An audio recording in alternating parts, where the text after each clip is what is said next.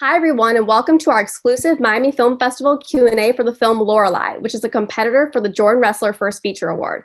My name is Cohen, and I'm the co-director of programming here at the festival, and I'm joined today by the director of the film, Sabrina Doyle. Thank you for being with us today, Sabrina. Thank you for having me. So, as I mentioned, this is your first feature, which you wrote and directed. Can you tell me a little bit about where the story came from and how you, what the process was of getting your first feature made? Yeah. First off, I wanted to tell a story about the American working class, not because I am a member of the American working class, but I am a member of the British working class. I was born into a working class immigrant family in London, England, and was a first generation high school graduate. My dad was a construction worker and then a lorry driver.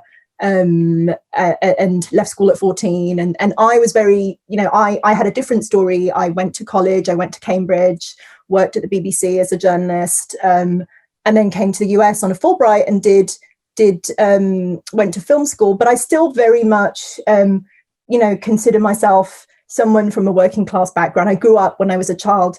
It was very much a working class family. And I wanted to tell that story, partly because I feel that when I see depictions of working class families on screen, they often focus on the difficulties of being in the working class. They often focus on the systemic oppression, all of which is real, all of which is all of which is really important. But I do think that it denies those characters agency to exclusively focus on those things. And so I really wanted to tell a story in which, the hopes and dreams and the inner lives of these characters came to the fore a bit more. Their tenacity, their fight, and in the case of, these characters, their attempt to achieve their American dream in whatever scrappy way they can. Even if it's like 20 years too late, as it is for these characters, they sort of achieve the things that they want belatedly and not quite in the way they thought they would. But I think, in that sense, it is a story about resilience, about not getting it right the first time. And I feel that that's kind of been the story of my life. I think of myself very much as a late bloomer. I kind of get things a bit late because often I'm figuring them out for myself and I don't have the role models and I don't have the people ahead of me to show me how it's done. And so it was very important for me to sort of situate the story inside blue collar America, to make it a story, with complex characters, difficult characters, characters that felt real and lived in, that didn't feel like victims, that felt like they were architects of their own fate. To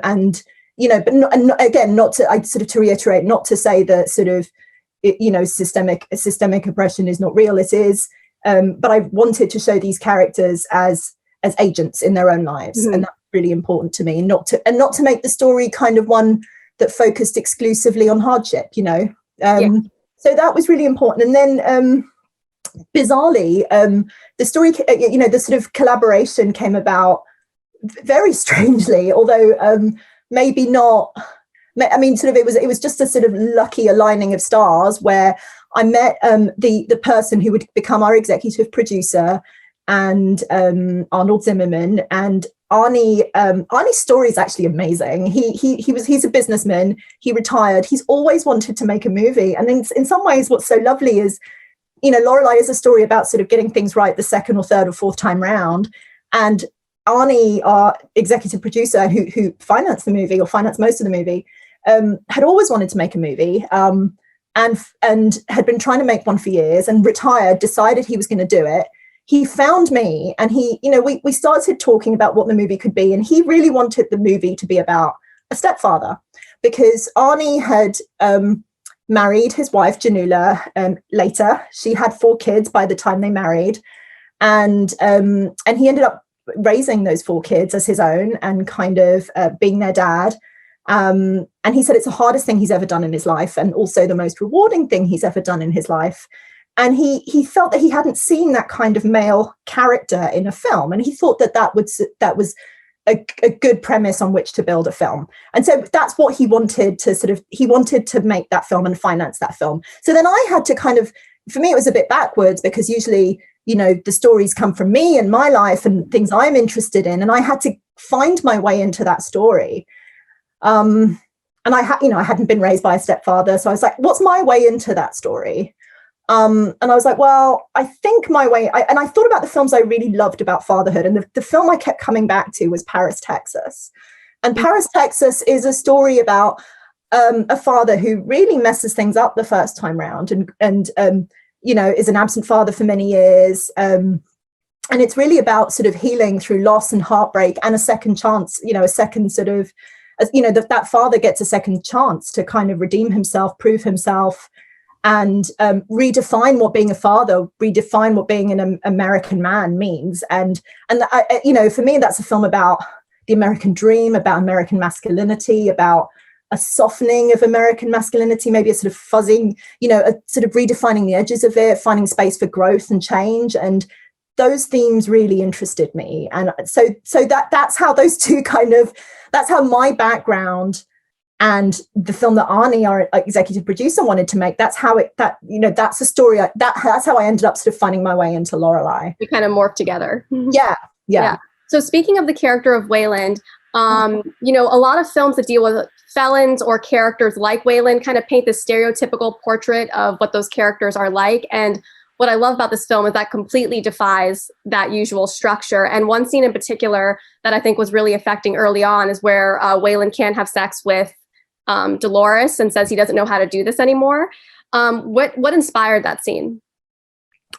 Well, a lot of research. So intimacy is something that's really hard for prisoners after prison. You haven't been touched intimately in that way in such a long time. And it's funny, I've been reading stories about the pandemic, and people really suffer just in this year alone, how the lack of touch and physical intimacy is really affecting us psychologically as humans. So it really came from researching the experiences of prisoners coming out of prison, and that actually being a thing, not being able to have something that is a thing. And again, the idea that it doesn't all happen as it does in your head, right? Life doesn't unfold. We have our fantasies about how these kinds of things will happen, a reunion with a loved one, and it really sort of plays out like that. And the film is really about tenacity and resilience, and sort of, achieving something maybe more meaningful because you achieve it later or in a different way than you thought you would. But I love that scene. Pablo, it's so scary as a director doing intimate scenes, and you really are in the hands of your actors who, and my actors were so great. And the reason that scene works is because of what they brought to the table. They were so, they made themselves really vulnerable, and that, I think, that shows on screen. Absolutely. And you just mentioned the research you did for the film. Can you elaborate a little bit more on what kind of research you did? Because the film has such an authentic feel to it. And I would just like to know how you really captured that authenticity. I spent maybe a year and a half before we shot the film, traveling from LA to where I was based up to Oregon, and back, and just doing regular trips to scout locations, but also just to get a feel for the area, a feel for the people, a feel for, and to really just understand the story I was going to be telling. Because, it's not my story. I'm British, and I've had that question come up. You're British. This is a very American story. And when I open my mouth, people are like, oh, I didn't expect this film to have come from you. And I wanted to get it right, and I'm a former journalist. I worked for the BBC for a number of years, and it was, I research is really important to me, and speaking to the wisdom that you gain from speaking to people who've been through the experience, it's something that you would never be able to your imagination then comes into play and makes it into a story, but the details are something that you'd never be able to generate for yourself. Like, I don't know, I spoke to someone who works with parolees and works in a halfway house, and one of the insights he shared with me is that a lot of prisoners have problems with auditory stimulation. So if they hear a sound that they heard in prison, and the example he gave was a whistle, and that kind of made its way into the scene where Denon blows on the toy whistle in the kitchen, and Wayland gets sort of triggered by that and has to leave. And that was something that was a detail that I got from someone who works with parolees, who said that prisoners prisoners have a sort of post-traumatic stress reaction when they hear a whistle, for example, and because it reminds them of prison and it reminds them of that trauma. And so I spoke to people. I spoke to people who work with parolees in the state of Oregon. I spoke with the families and of people who are currently in prison. I spoke with former prisoners, all in the state of Oregon, because I wanted it to be specific to that state, because that's where we were filming in. I also spent time, and it was hard to break into this community, but once we did, they were very generous to us. I spoke with people who were members of the biker community, and in some cases motorcycle clubs, so formal motorcycle clubs. And again, they're very private and tend not to let people in. But we were very lucky. We kind of made friends with a wonderful man called Tony, and he sort of introduced us to his people in his community, and we were able to visit a real motorcycle club and kind of speak to the members of that club about the structure of the club, the rules of the club, the lifestyle, the ethos, what's important to them, family, community, brotherhood, camaraderie. And it was really important to me because there are so many sort of stereotypical depictions of people in that community, to hear from the people in that community themselves about what they, the values that they had and what they thought was important. So we spent a lot of time making friends with people in that community, and that was wonderful because there's for a small film, ours is a small film, our budget was low, and we had a few big set pieces like the biker rally, and that were really, that would be very difficult for a film on our budget to really pull off. But because we had the support of that community, they kind of really rallied for us and came out for us. And, we had I was so worried on the day of the biker rally that, we'd have like 2 bikes there, but we had this huge turnout and tons of people, real people from that community that sort of, and those faces are real, those are real faces. You wouldn't be able to get that with extras in LA, for example. Right. It feels real because it was real. And we were, we put in the time going up and down from LA to Oregon over the course of a year and a half to be able to do that. So it's really all about, I think so much of directing is about preparation. It is about what you do on set, but what you do on set is so very much informed by how much prep you do and how ready you are and how, deeply you've thought through the issues. So that time just sort of we spent in Oregon before production was just so important. And, we also just went around knocking on doors. If we found a house that we thought was interesting that we might want to shoot in, we'd knock on the door and speak to the owner. And often there'd be an interesting story there. There'd be a story, that we heard lots of stories about the opioid epidemic, the drugs epidemic, unemployment, prison. Those were stories that, not in Portland, but in the outskirts of Portland, in the more rural areas, those were stories that sort of came up a lot. And, I kept thinking about the sort of deficit of hope and that crisis that's assailing some sort of rural communities. And that was very visible. Oregon is an incredible place. It has a tremendous kind of natural beauty. Mm-hmm. That I think you see in the film. And it also, you've got a place like Portland, which is, a major city, very kind of progressive city. And then you've got the countryside, the more rural areas that feel very different. And so we were able to kind of base ourselves out of Portland, but very quickly kind of get into more rural areas that kind of gave us that sort of texture and authenticity that I think really helps the film. Yeah, and that preparation you did in advance really shines through in the film. And I really want to discuss, take a moment to discuss the performances. Everyone in this movie is so good, but I specifically want to discuss Jenna Malone. She brings these amazing little vocal inflections and mannerisms to the character that really makes her just like jump off the screen. I want to know how you kind of worked with her to form that character, and if those mannerisms were kind of how you always envisioned the part in your head. That's all Jenna. I knew I wanted the character to be, have a sort of feral quality, a wild quality. She transforms into a sort of semi-wild creature at the end of the film. And you get the sense that she's kind of trapped in her domesticity. And that's sort of, that was a theme of the film. So I definitely wanted the character to be someone who was straining at the edges and kind of, who in her own way had sort of also you know, in the same way that Wayland had spent the last 15 years in prison, she had spent the last 15 years in you know, in a prison of her own. You know, not to say that she doesn't love her children. It was very important to me that she did love her children. And I think you see the ferocity of that love in the film, and Absolutely. then that comes across. When she's looking for the gift certificate alone, that one. Yeah. I mean, yes. But Jenna, I think she's just, you know, she's such a sort of spontaneous actor. She does something different in every single take. And it's really important to her, I think, that she finds whatever it is in the moment. And she does her prep. Like she, you know, we met before starting production, and we went through the script, and she had very specific questions for me, and she annotated the script. And then I think, you know, I don't want to sort of speak to her process, but I think she does her prep so that she can be in the moment. So then she turns up on set.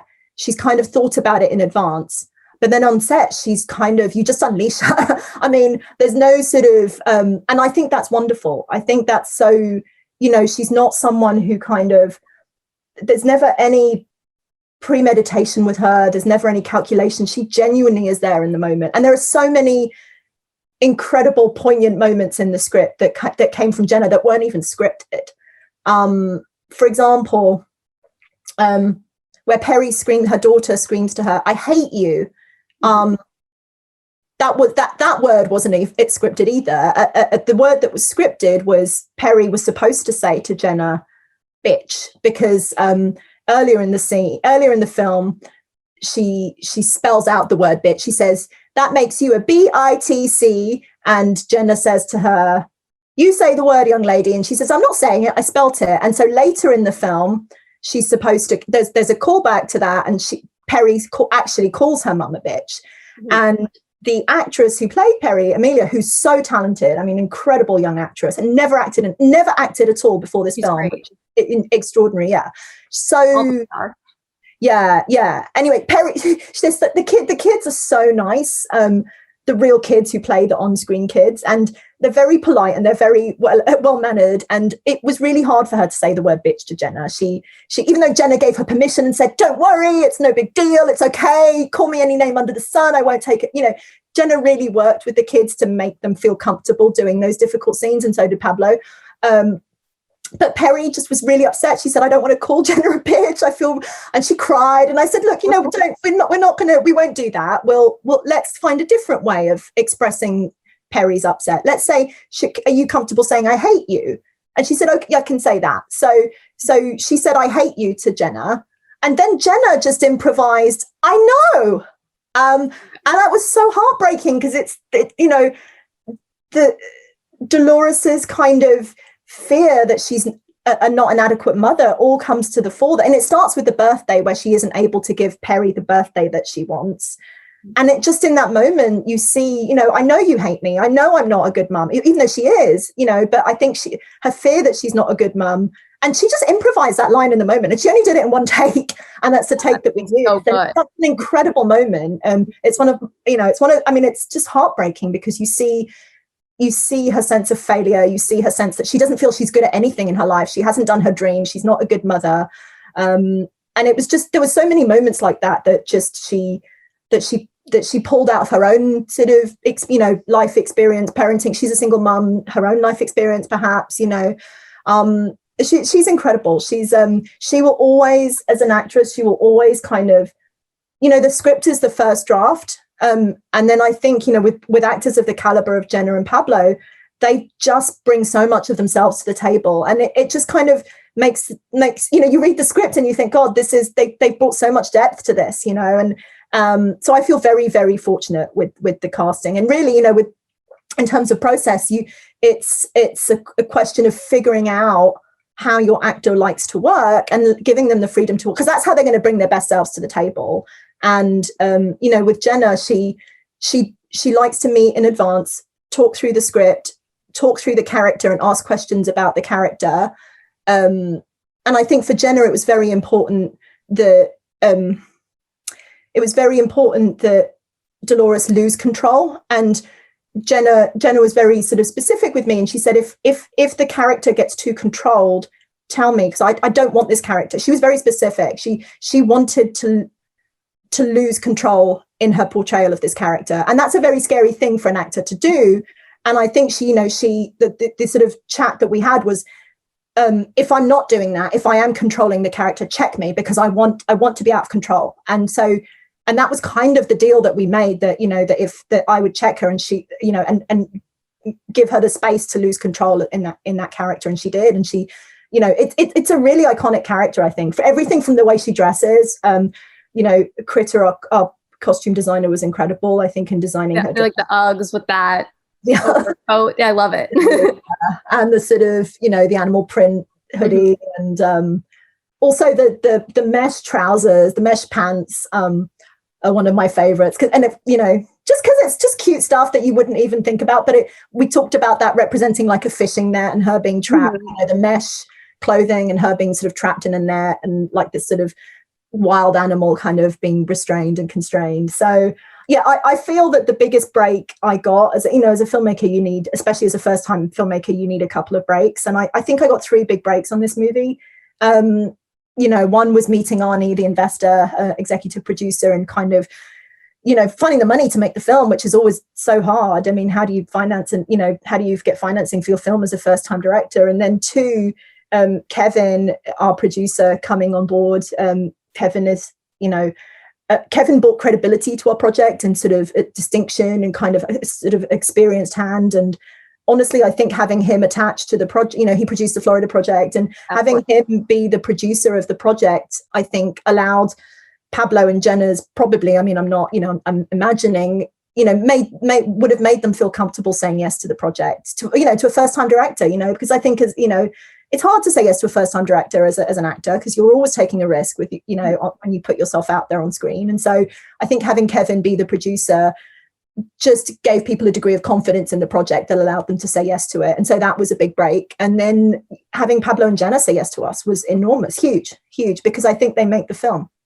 Yeah, all the stars lined up for the film in the end. It's wonderful. And I want to ask you about the overall look of the film. It has this beautiful kind of blue-gray, cool color palette. How did you and the cinematographer kind of come up with that look for the film? It was really, we came up with the look for the film from the environment of the film. So when you go to the Pacific Northwest, the thing that kind of leaps out at you is how, misty and green and wet and blue it is. Those are that's the look of the Pacific Northwest. And I think, I always ask myself, people ask me this, and I think I'd been in LA quite a long time. And I was raised in London, where it's very wet. And I think part of me had a longing for this kind of moist environment that I wasn't getting in LA. And so I never thought I'd say that when I was living in London. I hated the rain. But there was, I think there's something I found very melancholy and very nostalgic for me to, for my childhood, to do with, the rain and the blue and the green. And so I was just very sort of, probably for personal reasons, very drawn to that environment and that look. And it felt like that should be the base palette of our film.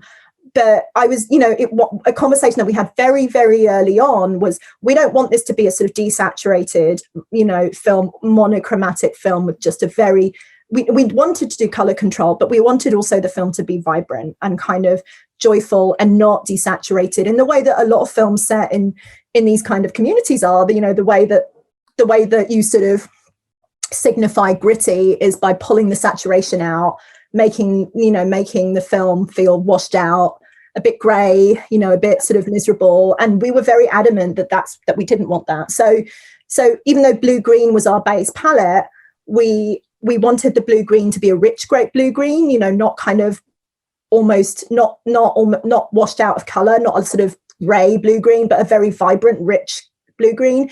And then we talked about using pops of like warm colours as well to kind of add visual contrast, because visual contrast kind of gives you a sense of richness and depth and kind of vibrancy that sort of using colours that are sort of, more adjacent to each other sort of doesn't do. So it was very important for us to make the film feel like it was part of the Pacific Northwest and part of that environment, but also feel rich and vibrant and, and in this, and show that the lives of our characters are sort of complex and they're not depressing and they're not washed out. And that, so the use of color was very deliberate in that sense. Mhm. Yeah, well, it's so beautiful to look at, and it never feels washed out. It's a gorgeous film. And lastly, I want to discuss the title of the film, Lorelei.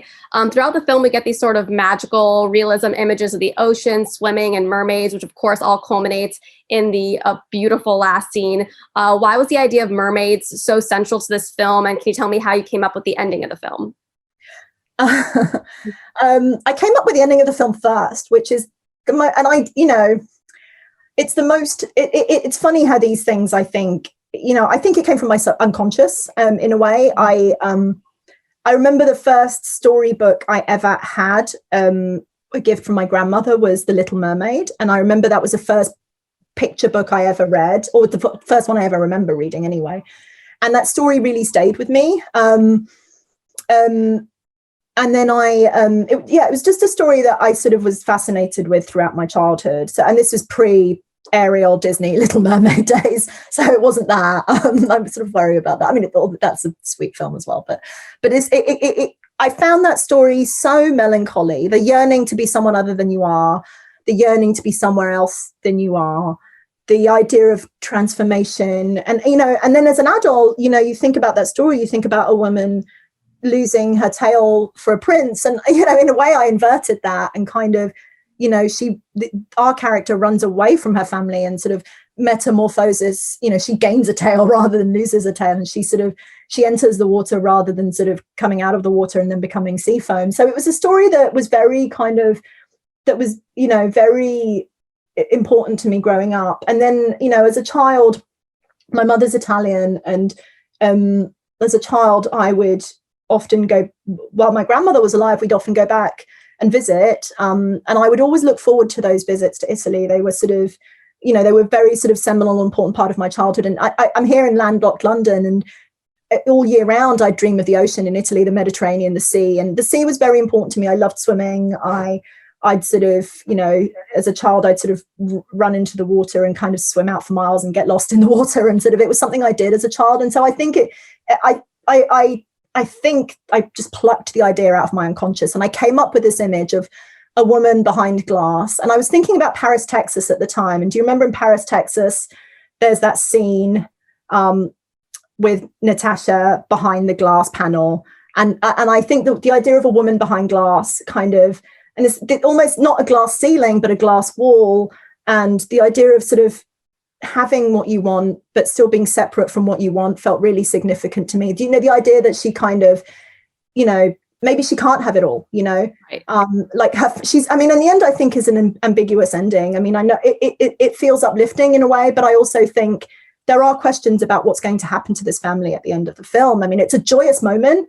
Mm-hmm. And the children seeing their mother as this sort of glorious kind of sea angel, I think, is a moment that they will remember forever. It will be a sort of seminal moment in their lives. But then and so I think the film is healing and redeeming in that sense, and kind of does end on a high note. But certainly what happens after the end of the film, I mean, do they all move to LA? Does she go back to Oregon?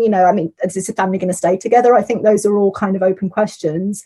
But it was very, so I think the image, the metaphor of a woman behind glass, separated from her family in her dream, but kind of also separated from the people that really matter to her, felt like a really nice kind of visual. And so I kind of worked backwards from that. And, the Pacific Northwest is so rainy and so misty. And the idea of kind of water being this sort of catalyst of change, sweeping away the old and bringing in the new, just felt like metaphorically and symbolically it all fit together. And then, the idea of a mermaid who's half one thing and half another thing felt to me, from a feminist perspective, really significant. The idea that I think we do try and put women into boxes. I think we try and sort of, and women on screen in particular, we try and put into boxes, right? Like, women on screen are not given the same complexity that male heroes or anti-heroes in particular are given. They're often the sort of, the girlfriend character, which is what Dolores is, often it exists to help the male hero along his journey and help him see, that he's prioritizing the wrong things in life, and helps him sort of back on the right track. And that's the typical role for that character. And I wanted to subvert that role, which is part of the reason I call the film Lorelei. It's Wayland's story, but the film, it's told via his POV, but in a way she's kind of she's the antagonist to him. She's the kind of disruptive force that kind of changes all of their lives. And in the end, she transforms into another creature, or into a sort of hybrid creature, half woman, half fish. And Wayland is also able to transform. You know, her transformation enables all of their transformations. And I think, you know, the ability to sort of change and adapt, survival is about being able to change and adapt. And I think it was very important for me to show these characters being willing to change, not being so wedded to the past, and not being so stuck on the past that they don't have this, that they're not able to change. And that sort of, in terms of it, the film isn't overtly political, but I do think that there's a sort of toxic nostalgia that's gripping the globe right now. You know, I mean, in Britain, in my sort of native Britain, we have Brexit and the idea that we should sort of, we should be going back to a prior version of what Britain was, Great Britain was, you know, that things were better in the past. And I think that idea, you know, also has taken hold in the US as well. And so it's this toxic nostalgia. And I say toxic, nostalgia is a very beautiful thing. And it's nice to dream about the past and think about the people that came before you and think about the experiences that formed you. But, you know, where you're so wedded to the past that you can't see the future, I think it can become problematic. And so, you know, and for me, the three children in the film are a sort of metaphor for the future as well. And Wayland chooses the future in the end. He turns away from the past, what could have been, what was, and what could have been is really important because, you know, that's his idea of the life that he thinks he ought to have had. And he lets go of that and he embraces the one that he does have. And I think that that's how he finds, you know, a degree of peace and happiness and belonging. Yeah, well, it ends on a perfect note. It's a beautiful film. I can't wait for everyone to see it. But that concludes our Q&A. Thank you so much again for being here with us today. Thank you for having me. Of course.